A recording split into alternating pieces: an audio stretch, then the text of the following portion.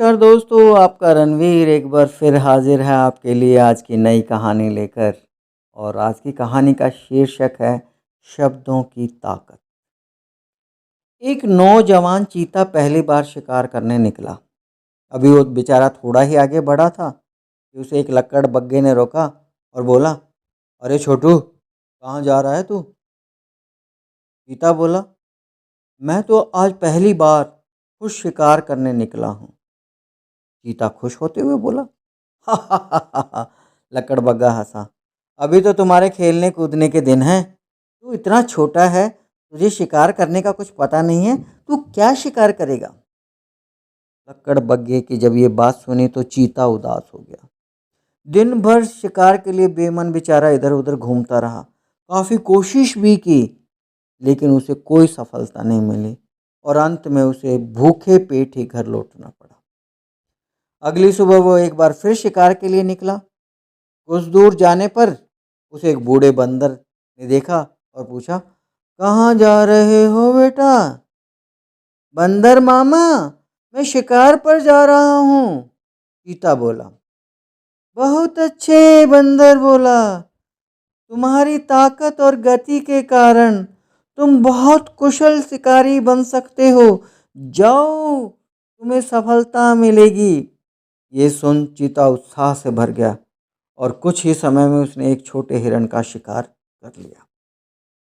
दोस्तों, हमारी जिंदगी में शब्दों के बहुत मायने हैं।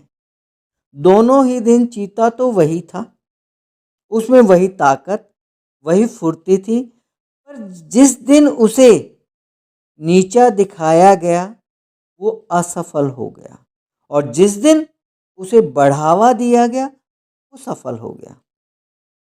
इसलिए हमें 3 शिक्षा मिलती हैं इस कहानी से। नंबर 1, हमारी कोशिश होनी चाहिए कि हम अपने शब्दों से किसी का उत्साह बढ़ाएं, उसे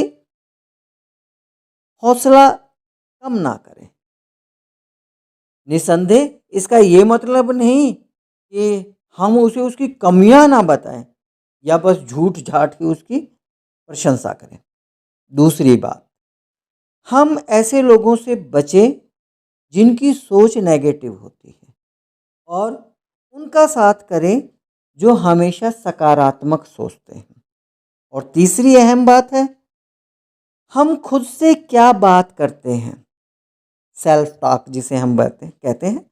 हम खुद से क्या बात करते हैं, हम कौन से शब्दों का प्रयोग करते हैं, इसका सबसे ज़्यादा ध्यान रखें, क्योंकि शब्द बहुत ताकतवर होते हैं। ये शब्द ही हमारे विचार बनते हैं, और ये विचार ही हमारी ज़िंदगी की हकीकत बनकर सामने आते हैं। इसलिए दोस्तों, शब्दों की शक्ति को पहचानो। जहाँ तक हो सके सकारात्मक शब्दों का प्रयोग करो। इस बात को समझिए कि ये आपकी ज़िंदगी बदल सकते हैं और दूसरे की ज़िंदगी भी बदल सकते हैं। तो कैसी लगी आज की कहानी दोस्तों? पसंद आए तो शेयर करना और लाइक करना ना भूलिए, और बने रहिएगा मेरे साथ एक नई कहानी के लिए। नमस्कार।